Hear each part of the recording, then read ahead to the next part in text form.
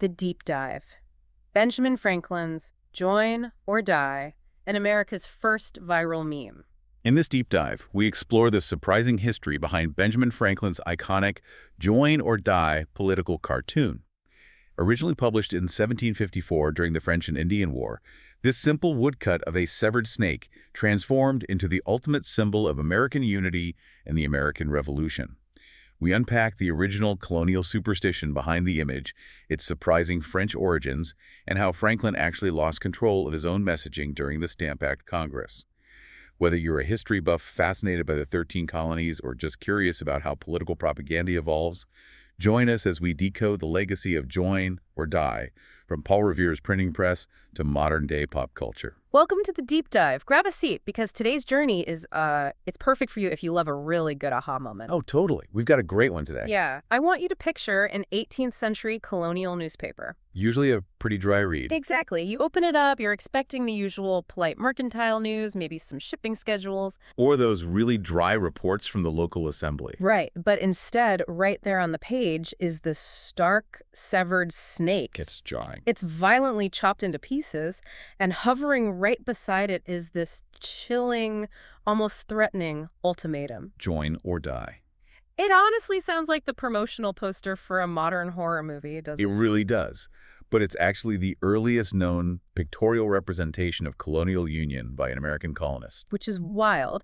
And today our source is a comprehensive Wikipedia article on Benjamin Franklin's 1754 political cartoon, Join or Die. That's right. And our mission for this deep dive is to trace how this really simple doodle in the Pennsylvania Gazette basically became a viral sensation. The first American meme, really. Exactly. We're going to see how it morphed through multiple wars and how it literally continues to be inked onto people's bodies centuries later. And if you can visualize an 18th century colonial printing press in your mind right now, that's where we need to be.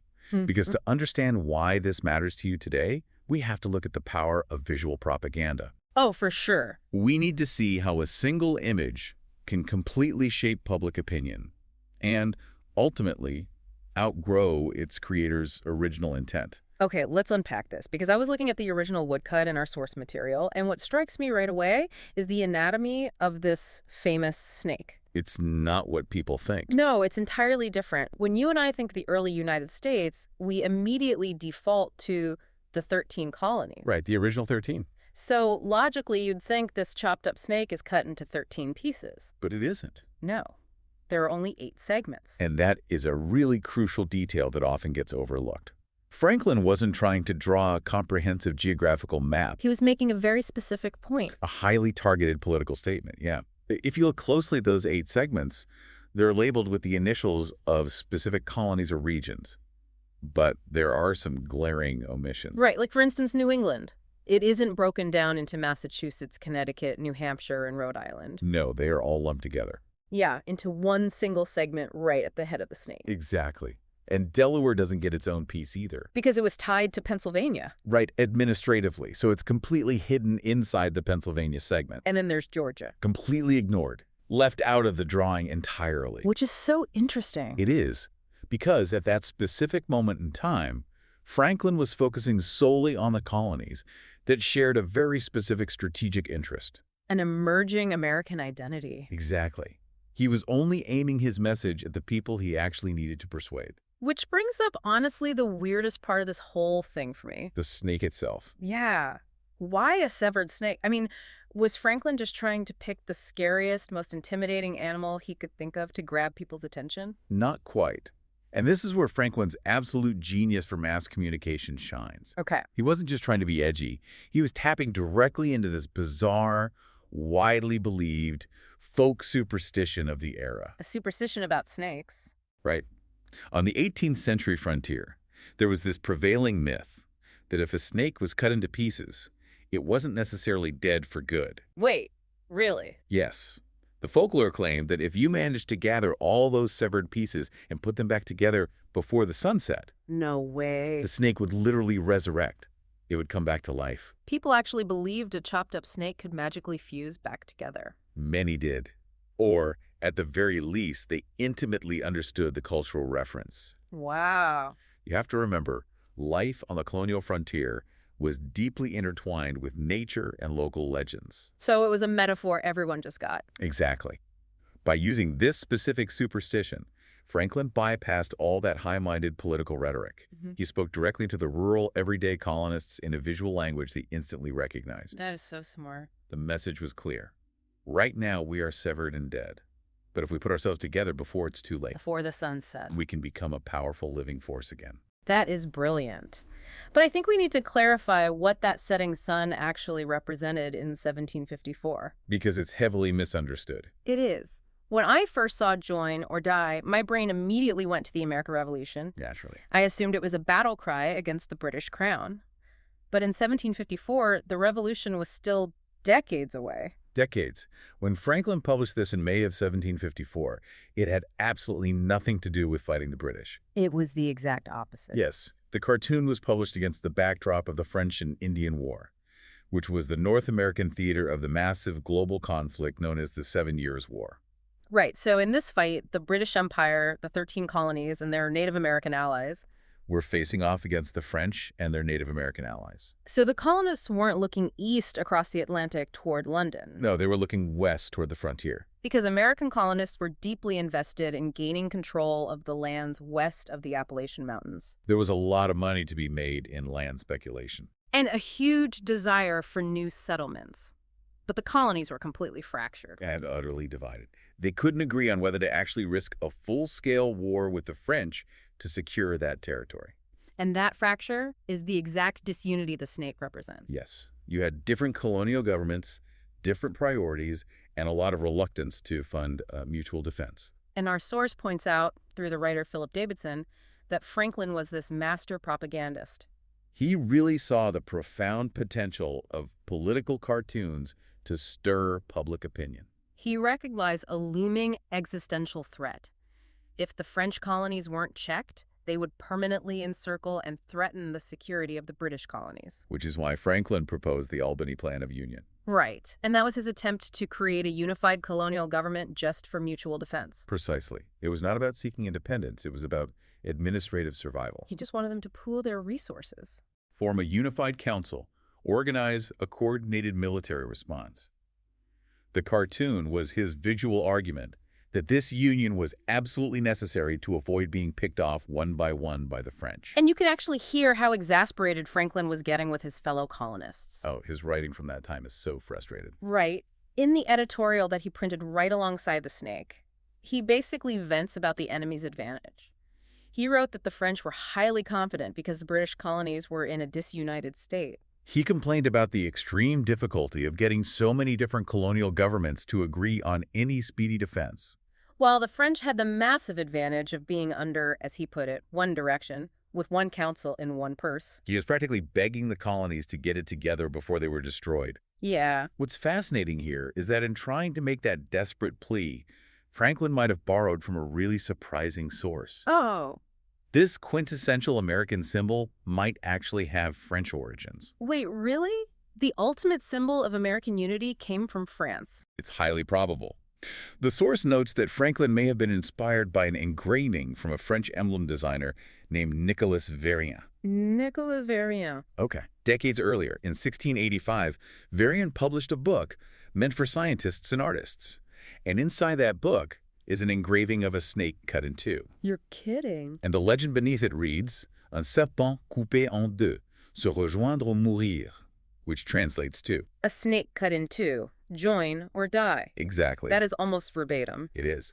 And Varian's snake was part of a broader collection of Latin, Spanish, and Italian mottos, which suggests the imagery of a severed snake needing to rejoin might have even more ancient classical origins. That just goes to show that ideas rarely exist in a vacuum. Never. The greatest communicators borrow, adapt, and repurpose existing cultural symbols to fit their immediate needs. So Franklin took a European emblem, crossed it with an American frontier superstition, and created something entirely new. He did? Here's where it gets really interesting, though, because the story of how this image was used doesn't stop in 1754. Not at all. Let's fast forward a bit to the 1760s, specifically around 1765 during the Stamp Act Congress. This is a huge turning point. Right. The trajectory of this cartoon takes a massive turn. The British Parliament passed the Stamp Act, which was a direct tax on all printed materials in the colonies. Legal documents, magazines, playing cards. And crucially, newspapers. And if you want to understand why this meme exploded, you have to look at who that tax angered the most. The printers. The printers. By taxing paper, the British Crown directly infuriated the exact people who controlled the flow of information. They owned the printing presses. Right. So when the colonies decided to push back against the Stamp Act, the media was already primed and motivated to lead the charge. And that's when the join or die snake goes viral all over again. But the meaning is completely hijacked. Yes. American colonists pull out Franklin's old woodcut and reprint it in a publication called the Constitutional Current. But this time, they aren't using it to persuade the colonies to unite with Great Britain against the French. No. They're using it to persuade the colonies to unite against the British Crown. It is a stunning reversal of intent, The exact same image. but an entirely flipped political target. And this hijacking highlights a really important dynamic about how we interpret media.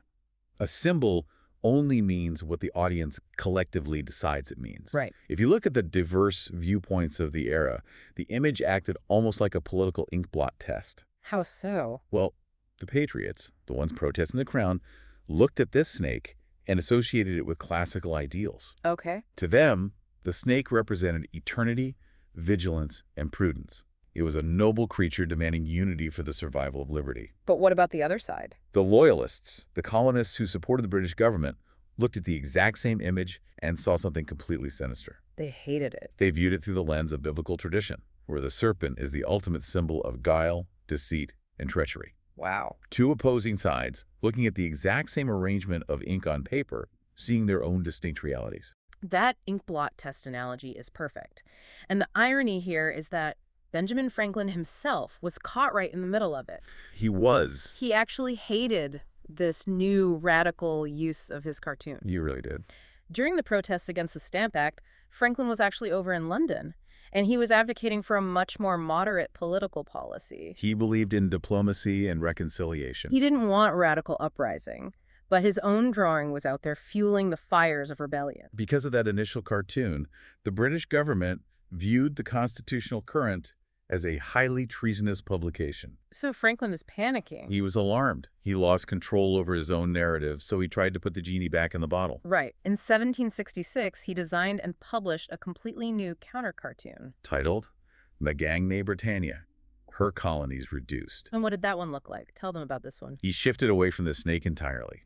He drew a female figure representing Britannia, leaning against a globe, but with all of her limbs violently cut off. And the severed limbs were labeled with the names of the American colonies.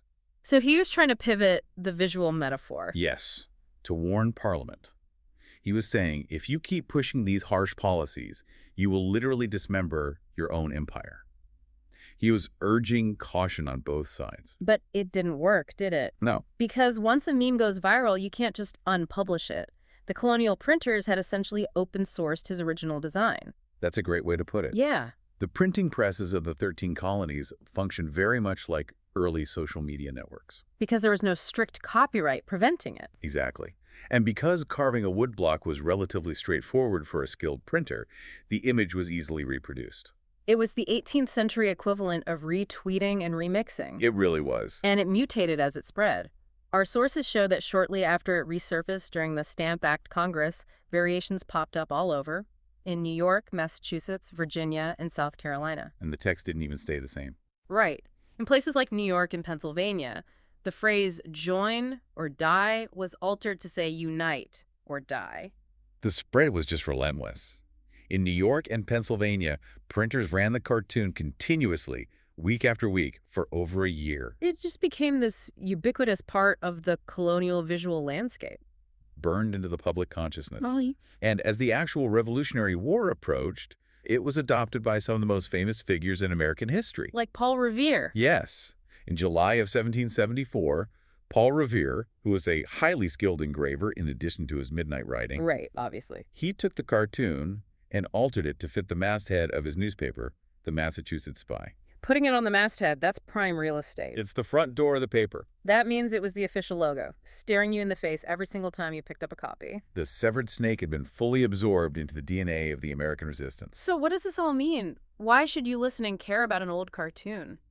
Because symbols are powerful, shape-shifting tools. And their usefulness rarely ends when a specific war is over. True. The join, or die snake, proved so potent that it transcended the Revolutionary era entirely.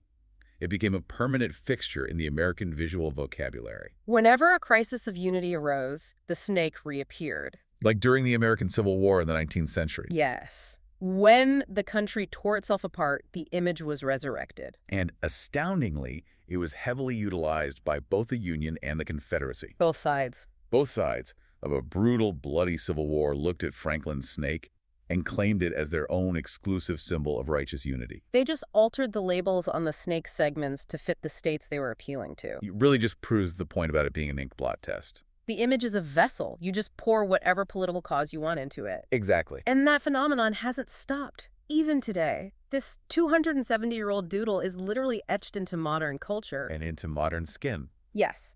The transition from colonial woodcut to modern tattoo is a massive testament to the image's staying power. Our source material highlights how join or die has become a popular tattoo today.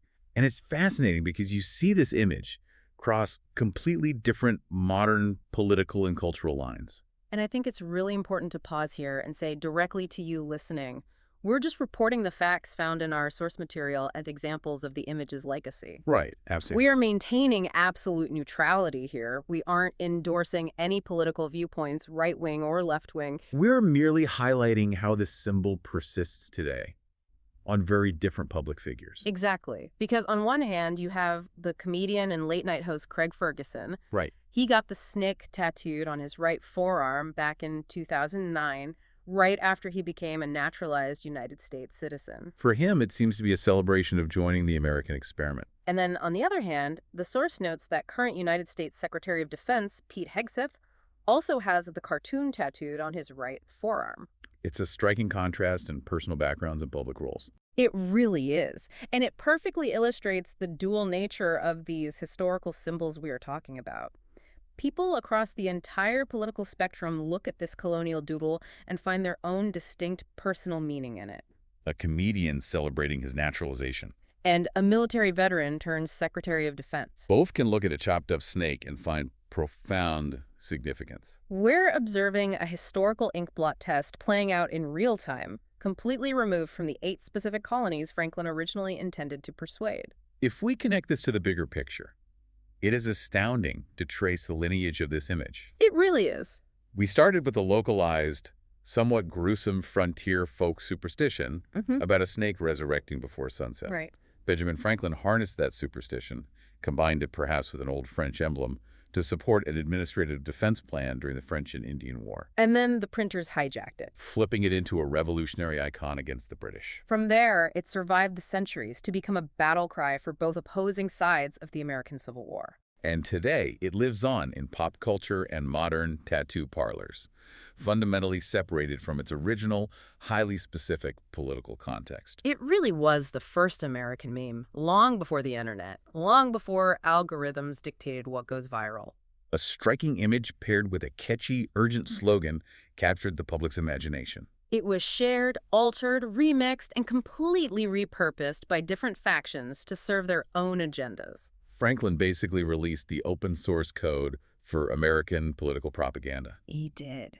This raises an important question, and one I hope you will mull over long after you finish listening today. Let's hear it. When you put an idea, a piece of art, or a message out into the world, who really owns its meaning? Wow, yeah. We just saw how Benjamin Franklin, one of the greatest, most persuasive and strategic minds of the American Enlightenment, was completely powerless to control the narrative of his own simple doodle. Totally powerless. Despite his best efforts to pull it back and urge moderation, the public took it and ran with it. They made it theirs. If a genius like Franklin couldn't stop his artwork from being hijacked by the viral networks of the 18th century, how can any modern creator, artist, or public figure expect to control their own messaging in today's age of endless, rapid-fire information sharing? They probably can't. Once an idea leaves your mind and enters the public square, it belongs to the public. For better or for worse, they will decide what it means. That is such a fascinating thought to leave on. You might create the symbol, but the audience creates the meaning. Thank you so much for joining us on this deep dive today. We hope you enjoyed tracing the incredible, shape-shifting history of the join or die snake as much as we did. Keep questioning the media you see around you, keep looking for those surprising historical connections, and above all, keep that curiosity alive.